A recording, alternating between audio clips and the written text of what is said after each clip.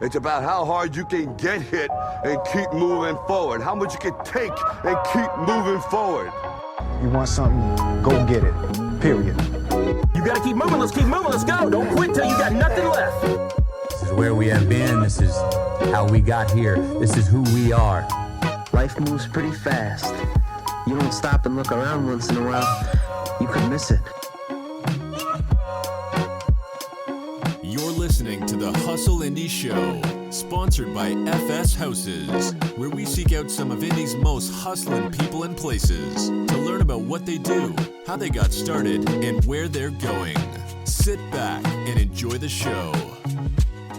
All right, everybody, welcome back to another episode of the Hustle Indie Show. It's been quite a minute since we recorded one. Yeah, it's actually been a little while. The last time we spoke, I hadn't hurt my shoulder, but I think I might have torn my rotator cuff. How'd you do that? You know, playing some intense NFL Sunday League, CCA, intramural football.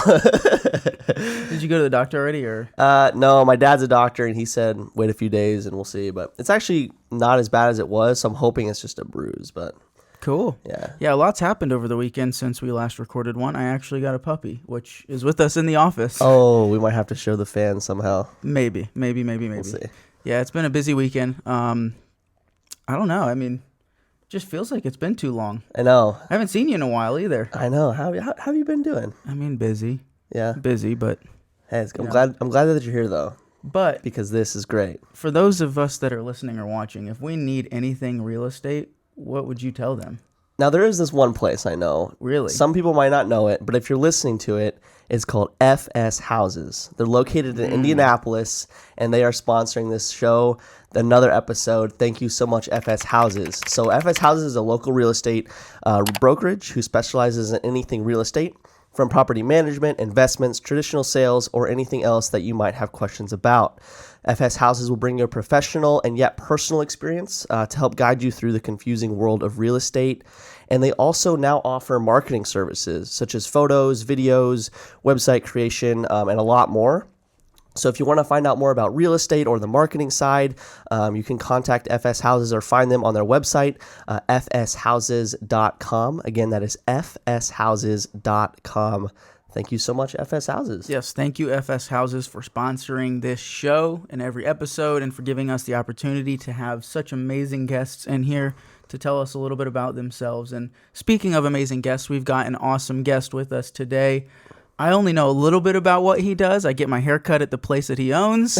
So I would like to welcome Matt Jones to the show. Welcome, Matt. Welcome. Thanks, guys. Thanks for having me on. And you actually showed up with a gift for us. I did, yeah. So, in addition to owning the barber shop, I'm also an aspiring glass artist. So I brought you a little awesome. piece of glass from my studio. It's just kind of like a jar, Yeah. Put some really mints cool. in it or Yeah. something for your clients. Our decorations here are a bit bare, so we do appreciate that. Yeah. We do appreciate Some that. IKEA plants, a Yeah. table, and a black wall. That's pretty much it. But thank you so much for that. Yeah, of That's course. Awesome. Yeah, I love sharing my art with people. I think it's probably the best, way to, share. It's the most unique kind of gift. Yeah, absolutely. How long have you been doing art in the broad scope? That's kind of a hard question. I think, in high school, I was really into art, into photography and stuff. And then I dropped out of high school, dropped out twice, actually. Really? Yeah. And I joined the workforce right away. It's kind of my only option.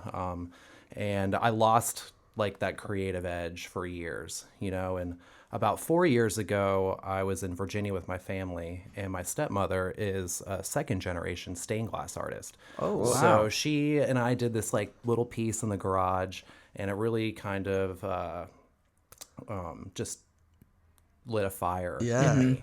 And I was like obsessed with it. That's awesome. And I went home and I like made my own studio in my garage, and I started making like smaller stained glass panels, like I think people call them like sun catchers or Okay.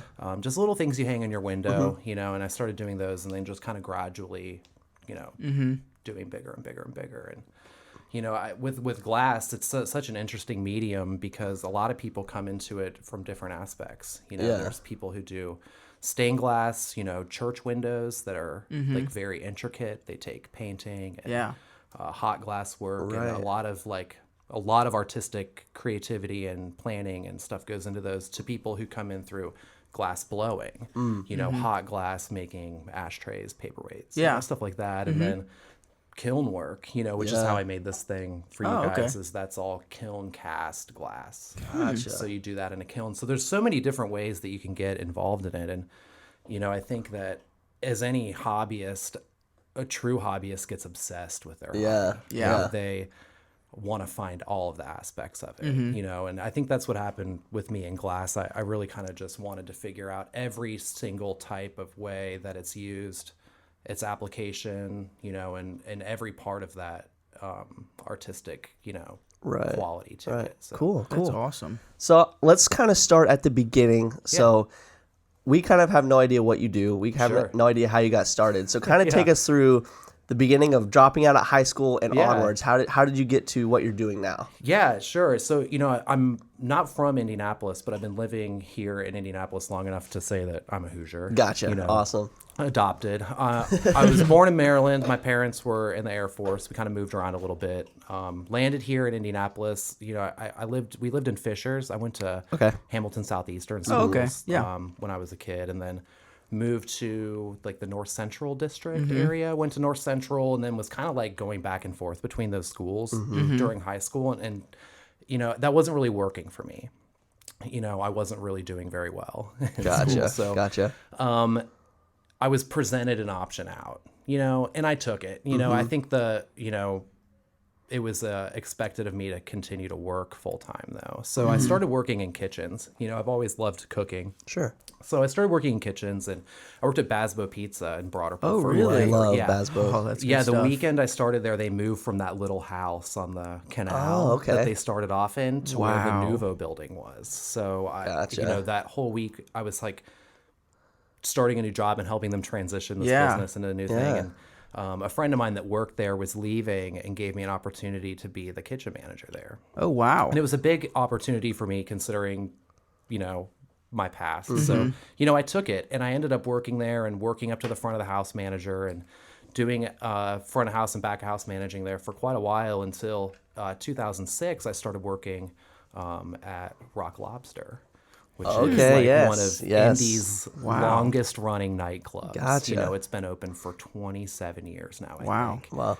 And I started working there as I just got hired as a manager. I was 21, and it was a little That's a big strange. step up. It was a big step up, and I was able to help that company over. I COVID retired me from there, but I was able to help that company kind of regain its footing and become more sustainable and viable, and get rid of their kind of drinking culture and stuff like that, and actually turn a profit and be really good nightclub. So how long did you work there for? Sorry, Brendan. I was there from 2006 until this year, so that would have been 14 years. That's a good long time. Yeah. My gosh. Yeah, it is. Yeah. And actually, so, I think 5 years ago, my business partner at the barber shop, who was my barber at the time, was fed up working for other people. And giving away lots of his commissions to people and stuff to work for them. And there was a little space available that was like in our the I don't know how to say it, the storefronts we manage. There was a storefront available. Yeah. And he was like, dude, let's put a barber shop in there. He's like, I want to be the only barber there. I only want to work for myself, Yeah. And I was like, oh, I want to open a gift shop. I'd love to sell things that I like, pens and art and things. I'd love to, and I was like, I'll do that. The rent's cheap. Let's try it. Let's try it out, and so we opened that in 2015, and it was like a smash hit. Wow. People were waiting 4 hours for a haircut. No way. In this 200 square foot shop. It had lots of character. It was very warm and inviting. And it was fun to sit in there and kind of cut up with us for a couple hours and drink free beer and get your hair cut. And we kind of creating this culture around it. Right. At the same time, simultaneously, we're also kind of setting ourselves up for a little bit of growth, and 6 months after we opened that, we added another chair, and that's something I couldn't have seen when we opened, was that quickly. I was gonna say that's a pretty fast turnaround for a barbershop to add a chair that quickly. I've known some barbers, and it's taken them like 1 to 2 years just to even think about it. So that's a very fast turnaround. Yeah, and I think it's visibility. Yeah. You know, someone gave us an opportunity and gave us a small retail spot. Right. You know, that's affordable. Yeah. That actually gives you an opportunity to do that. You know, a lot of the footprints here in Indianapolis are too large for people to start off who have no credit, no business backing, no SBA, you know, people they meet up with a lot, you know, and are in that kind of group, or you know, even venture capitalists won't take a chance on certain things. Yeah. So, you know, you definitely have to, you know, build yourself up, you know, from the bottom. And, you know, I think we looked at that space and we were like, oh, this is going to be good for a while, you know. The opportunity came for us to take over that little convenience store that was there. There used to be a convenience store that would sell overpriced cigarettes at night, you know, like $15 packs of cigarettes. And, you know, and I think vaping just ended that, you know, and just the culture of non-smoking and stuff kind of ended that. And so that store shut down, and the owner was like, do you want to switch spots? Do you want to move down to the shop? Right. And what year was this? That would have been in 2016. So just a year, like a year later and some change. Right. And we were like, sure, you know, let's do it. Let's hire another guy. You know, we've been doing like 2 times growth since we opened until COVID. Yeah. You know, and it was really rewarding. Right. It was like, I kind of realized that no one was going to buy, you know, writing pens and, you know, gifts and stuff like that in beard oil to the amount to what people wanted to get haircuts. Yep. You know, and I think in your head, you know, as a business owner, you sit back and you're like, wow, well, clearly people want haircuts. We need to give them what they want, you know, and just grow and grow and grow.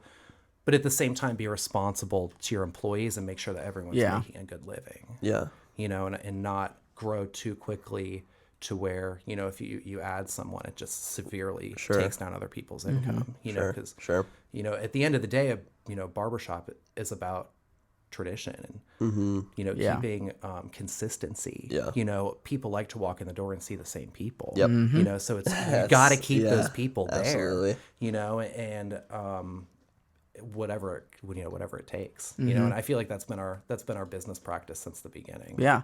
So coming from a background that's not really what most would call structured education for business management, business production, all of that stuff, what have been some of like your teachers, or how have you gained the knowledge that you do when it comes to running a business? Yeah. You know, a lot of it is mistakes, you know, you get a letter in the mail from the Department of Revenue telling you owe a lot of money, and you figure it out, you know, like you end up figuring out that you made a mistake. But, you know, I think hiring a good HR company is your first step. Okay. You know, and you don't have to pay a lot for a good human resources company. You know, we don't pay very much at all monthly for a company that like kind of takes care of all of this back end stuff for us, making sure our taxes are filed on time, you know, making sure our employees are paid properly, making sure that there's some systems in place, you know, with as far as like, you know, employees reporting, you know, harassment or things like that. So there's a lot of, you know, there's a lot of value in these things that some people would be like, oh, I'm not paying $100 a month for that or something. It's like, well, on the back end, the stress of these things, like, you know, when you get a letter in the mail is worth that $1,200 a year you're going to pay for that company. And, you know, using the resources, I think there's a lot of good resources for people, even on the Department of State's website here, for people who are like young budding entrepreneurs, like how to figure out how to start a business and not make some of these mistakes, you know? Because if you don't go to college, if you didn't, you know, get an MBA, you don't have these, you know, you're not surrounded with these people constantly. Things can fall through the cracks, you know, you just kind of learn as you go, you know, and I've made some pretty bad mistakes since 2015, but since then I've hired people around me, you know, a good accountant, good HR company, good insurance company, stuff like that, to just make sure that there's a cushion there if you do make a mistake, you know, and so they will come. Yeah. So looking back from when you first started and where you're at now, what would you say is like the biggest lesson that you learned? Man, that's a tough question. You don't have to narrow it down to one. If there's multiple, then... Yeah, that is a multifaceted question. I think I would have loved to have been a little bigger when we opened it first.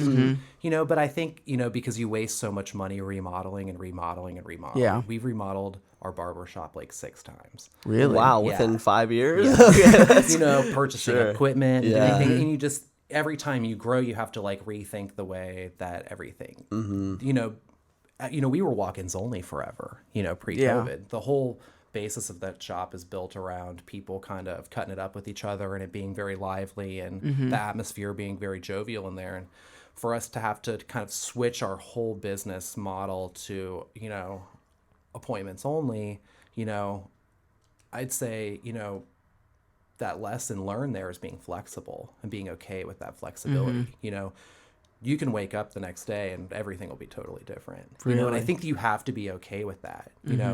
You might lose a staff member, you might have someone going through something personally, and I think you have to be able to really be flexible and adjust to things, but, take everything with a little bit of stride, don't be so critical of every move, and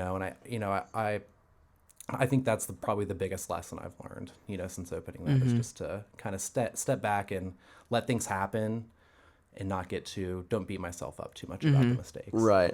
So I just want to clarify, just in case we haven't got there already, I don't quite remember. So you are a barber, or did you just own the barber shop? I just own the barber shop. Okay. Yeah, so I don't cut hair. Gotcha. Yeah, I just wanted to clarify. So going from, how do you go from, in high school, having problems in high school, to then flipping pizzas, to then managing a very successful bar and nightclub, to now a barber shop? How does that, because those are 3 very different, very different fields. Well, I never really knew what I wanted to do. Okay. I think I've always lacked some type of direction. I do have like an entrepreneurial spirit about myself, though. Yeah. I do enjoy going in and helping companies, either restructure themselves or, with the bar, help itself kind of gain a new footing. Yeah. And it is a strange, like, none of them really match up with each other, but all of them are like hand in hand.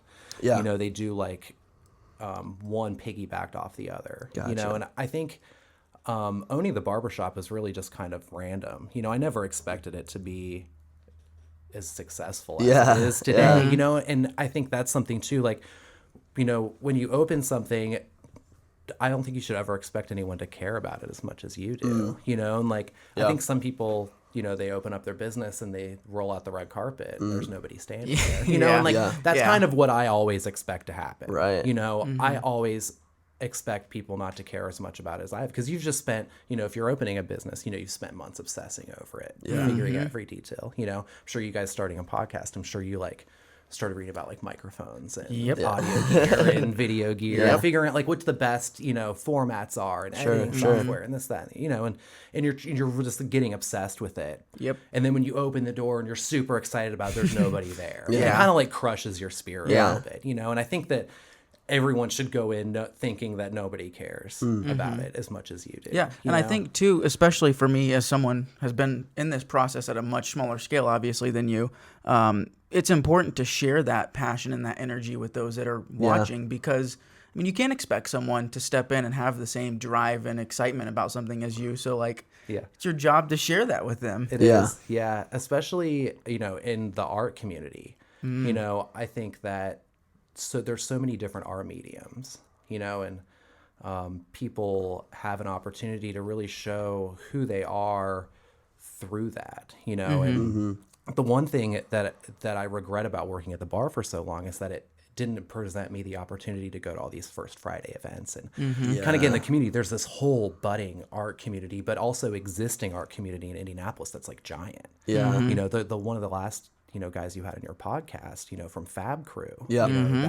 Those guys have been doing stuff here in Indy forever. Like, I've always admired their work, and you kind of see what they're doing on this like big scale now. And it's like, everyone wants to be that. Everyone wants that to be them. And it's so cool to see that come from here.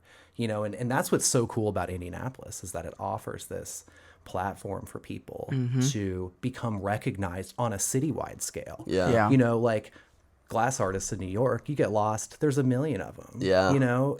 painters, muralists, all that kind of stuff. They're just everywhere. But here, you really have an opportunity to like showcase your work to like hundreds of thousands of people. Because like if something sticks here in Indy and people really like it, they will promote you.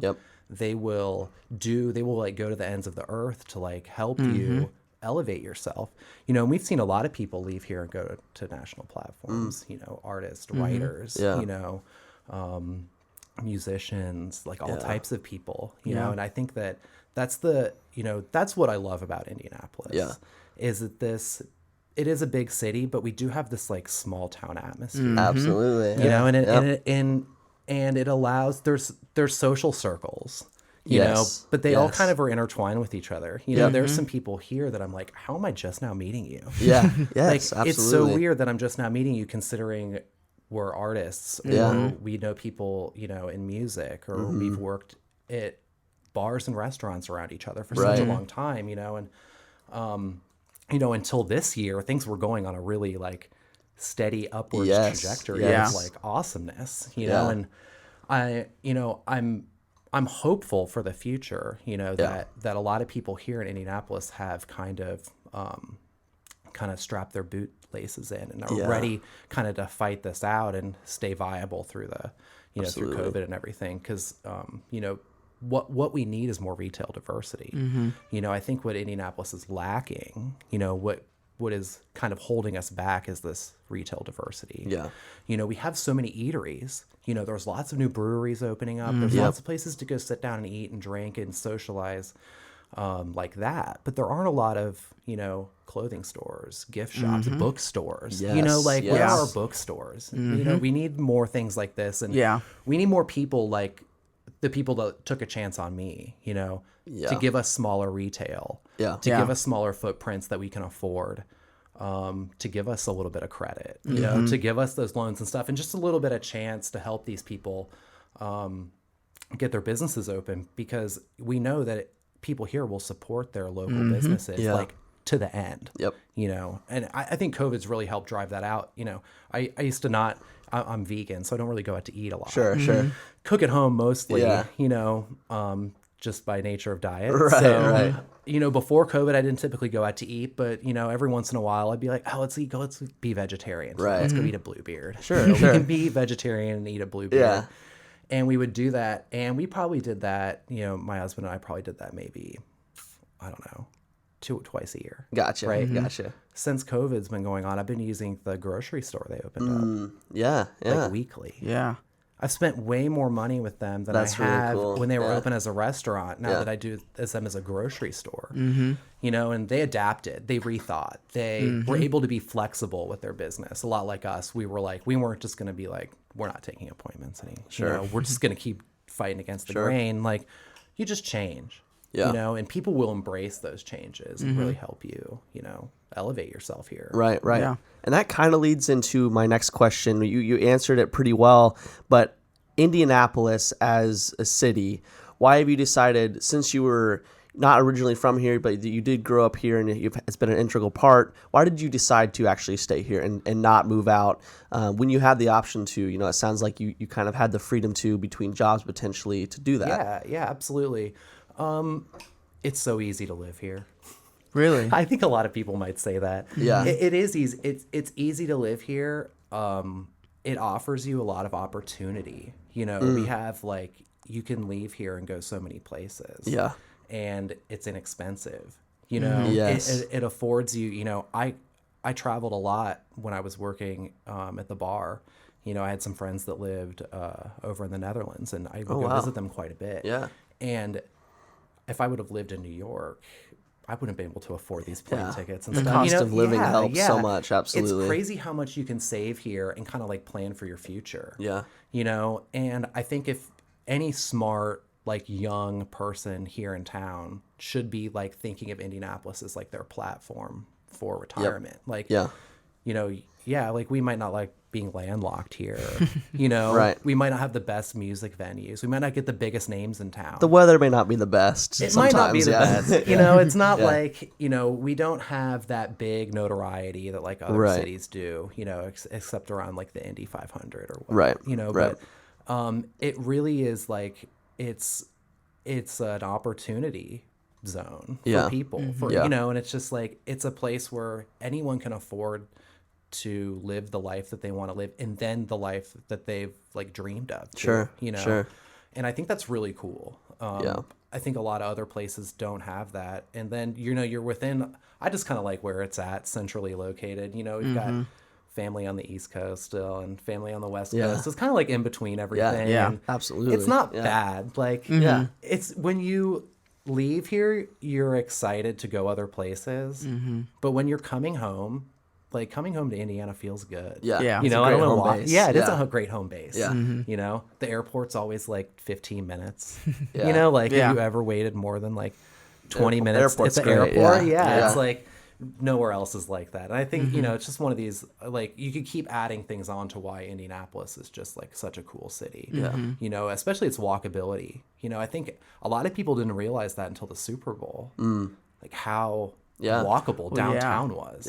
You know, and it kind of opened these people's eyes to kind of getting like, you don't have to like get out of your car and park everywhere. Like you can actually walk downtown and like even in the cold they've got this like cool tunnel system or whatever, like the overhead tunnels and stuff. Like you can like walk all the way from one side of town to the other without even going outside.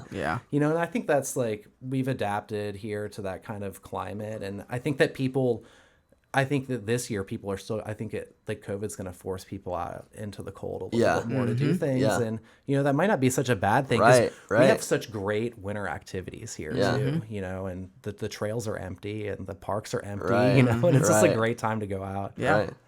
So we've talked about Indianapolis's role in all of this. And digging deeper into Indianapolis's role, like relationships, what business partnerships, you mentioned how well Indianapolis is at like backing other businesses. What role has that played for you specifically? You know, I wish that I had more time to like kind of get involved in some of the neighborhood organizations and stuff, but we have a great system of neighborhood organizations here, you know, that help small businesses kind of get their name out there. You know, there's a lot of, you know, I think, you know, some people have just reached out to, you know, other small business owners that have been clients at the barber shop. You know, if I run into an issue, you know, they're a client at the shop, but you can reach out to them on a personal level and say, hey, I got a question about this. Could you give me a second opinion? And they're always willing to help you. That's cool. And I think there's a lack of competition. You know, I think here in Indy, people are real polite to each other in the business world. You know, there's a lot of people don't want to step on each other's toes a lot. People are very careful about where they move. You know, like I wouldn't move my barbershop next to another barbershop. Just because of politeness, you know.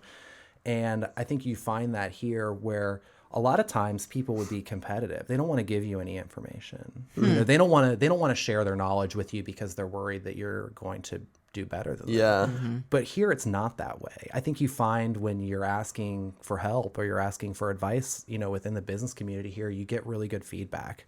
And you don't get it, you know, through this lens of people wanting to keep you from being better. You know, and I think that's really cool. You know, there's just a really good niceness about the people here. You know, I think that's Indiana hospitality. I think that the Hoosier hospitality is what they say. You know, I think that really extends into a lot of aspects of like our culture here.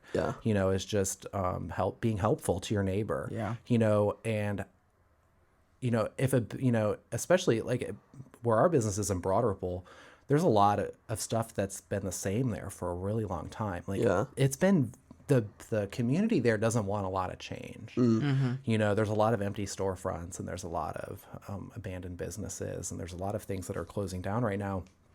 And it seems like the community is like ready to like really dig in and start working on that again, you know, and really try to attract new businesses and do the things that we need to do to change, you know, and a lot of that, you know, is development and people can be anti-development or, you know, and that's okay. I think the younger generation though are figuring out that we need to have more development in some of these areas to continue their viability, you know, and, you know, Indianapolis is great for that. You know, I think it doesn't matter what sector you're in, you have an opportunity here. you know, and you do have, you know, some of these resources, I think that could get lost in bigger cities, you know, especially with, you know, some of the like just mentoring opportunities that people have for each other here. You know, I think that if you're, you know, looking for those, you know, you'll find them. You know, it doesn't matter what kind of business you're in, you'll find someone here that will be able to help elevate you. Right. So speaking of change and the community and Broad Ripple specifically, where do you see yourself, you know, within the next 2 to 3 years, maybe next 5 years, you know, with COVID potentially, you know, ending, hopefully, look on the bright side, do you see yourself expanding the barbershop, getting into a new endeavor, or what does that look like for you? Yeah, so I'm working on something right now. Got a little something in the works. Okay. You know, as far as the barbershop goes, you know, before COVID, I was working there like 3 days a week at the counter just because there were like 100 people a day walking in and out. Yeah. And it needed someone to be there. And, you know, I was cutting a salary there for myself working at the counter and stuff. And COVID hasn't allowed me to cut a salary for myself there. So I kind of essentially laid myself off from the shop. And the guys are managing their own schedules now. They can do everything online. So kind of a self-running at this point almost. Yeah. It really gave me the opportunity to retool that business and get it to a point where it's self-sustainable. It's running itself. You know, everything's like auto build. You know, there's like, I probably spend 10 hours a week doing back office stuff for it, which is great because it's giving me an opportunity to start something else, you know, and those guys are doing, I think, you know, the team I have there is so good. Yeah. I don't have to worry about it. That's amazing. They just do their jobs. They show up when they're supposed to. Everything is fine. You know, I don't have to worry about it. So when we get back to a point where it's making money again, I'm not going to pay a counter person if we don't need one. I'm just going to translate that into salary for them because they're working hard and they're doing a good job and they deserve it, you know, and they'll be really thankful for that. That's how you keep your good talent. You know, you keep paying them, you know, and, you know, as far as what I'm working on in the future, next month, I'll be meeting up with Flatland Kitchen. I don't know if you're familiar with them. They do a lot of mural work here in town. They do a lot of brand identity, kind of from the ground up types of stuff. I'm working on something that's kind of a one-man band. Not a band. But a one-man show. Gotcha. I'm not going to give too much out. Sure. Because it's going to be something unique to Indianapolis, though. Okay. And it's going to be something that I enjoy. All right. And I think people are going to like it. Good. So Awesome. I'm going to work on it all winter with the hopes of a spring launch. Okay. It's in the food service business. So Gotcha. I'm hoping that. Thank you for that. We needed some sort of. Okay. It's in food service. So cool. And it's mobile, so I need good weather. Love it. Yeah, I love it's in food service and it's mobile, so I want to do that in the spring. Hopefully, you know, hopefully we've got, you know, kind of somewhat of a normal life back around us by the springtime. You know, if not, you know, I'll just keep trucking along. Things happen. Sure. But yeah, I'm gonna do that next year and see how it goes. And cool. You know, if that doesn't work, then just on to the next thing. So, love it. You know, just one thing after another. For someone, and when we like to ask this for a lot of our guests, for someone that is aspiring to launch businesses or kind of fuel that business with a creative side, like someone who's pursuing a similar aspect as you, what advice would you give that person? Man, become obsessed with whatever you're doing. You know, it almost has to be an unhealthy obsession, you know, but you also need to surround yourself with people that are okay with you having this unhealthy obsession. Sure. You know, like if you have to stay up all night after night after night to get what you need done, you got to do it. You know, and, you know, like when I opened the barbershop, I worked at the bar for 3 years full time still. Wow. So I worked part-time. Okay.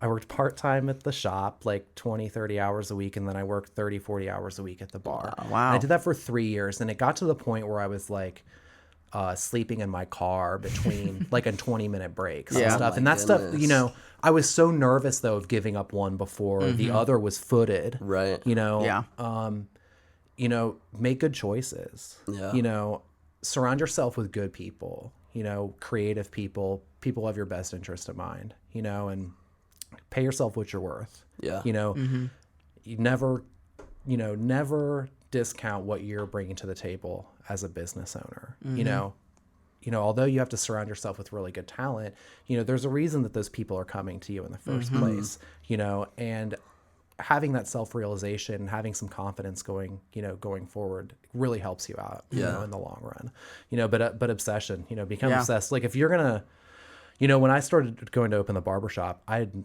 only been in barbershops as a customer. Yeah. You know, I'd never owned a beauty salon or anything anywhere in that field, but I read about it. Yeah. You know, and I read and I started researching, and I just did everything I possibly could to figure out all the aspects of that kind of business and figure out what to do from there. And, you know, and then when you get into the point where you're actually building and you're doing the work and you're painting and you're decorating and you're doing all this stuff, you just have to put a more than 100% into it, you know, and sometimes it's not received well at home. You know, sometimes people don't understand why you give so much to something. Right. You know, but only an entrepreneur knows themselves why they're in it. Yep. You know, and you have a goal in mind. You know, and if you set a realistic goal for yourself, you know, early on, and you don't have this like, you know, I didn't get in the barbershop business thinking I was going to own a Lamborghini or have a Rolex on my wrist or anything like that. You know, I had you know, I had a realistic expectation of that just paying, you know, a typical salary, you know, and I think that, you know, figuring out when to stop too, you know, knowing when your growth is over and just being able to be comfortable with where you're at is hard for people, you know, and I think that's one of the biggest issues. You know, people grow and grow and grow, and then they end up being too big and then they close. You know, and I think it's after that pursuit, you know, everyone's going after that coin, you know, they're just running after it. And for me, it's always been a little different. You know, my happiness as a business owner comes from having successful employees. You know, I'm not paying myself anything right now, but I'm feeling great about how the fact that our employees haven't had to take a pay cut and they're still earning an income. And like, that's really good. You know, I think that's why you get into business, you know, if you have other people, you know. So now, you know, back to my one-man band, it's like, that's why I'm going to do something by myself and experiment on my own to see like what self-employment really is like, you know, without coworkers. You know, because this thing, you know, if it is successful, it could do that for lots of other people too. You know? Cool. Well, thank you so much for coming on our show. What would be the best way for people to find you, to contact you, maybe to get a haircut from your shop? What would be the best way to go around doing that? Sure, yeah. If you're trying to schedule a haircut at the shop, you can schedule one at warflaybarbershop.com. Okay. It's kind of hard to spell. But if you search it, it's up there. Yeah. As far as the glass art goes, I'm on Instagram as Central Avenue Glass. Okay. It's where I live on Central Avenue. That's where my studio is. I'm on there. I don't really sell a whole lot of stuff through there, but you know, if someone wants something, they see something they like, I'll do it for them. Cool. You know, and that's about it. That's how you can find me. Awesome. Well, thank you so much for being on the show. It's been awesome to get to know your story and where you came from and where you're going. So thanks for having me. Thank you. I really very appreciate much. it, guys. Yeah, and thank you guys for watching. We appreciate all of you that watch and subscribe and share this content with everyone else to kind of share the stories of our guests. And with that, we will say goodbye, adios, farewell, and we will see you again in another episode. Thank you so much, Matt. Have a good one. Thanks, guys.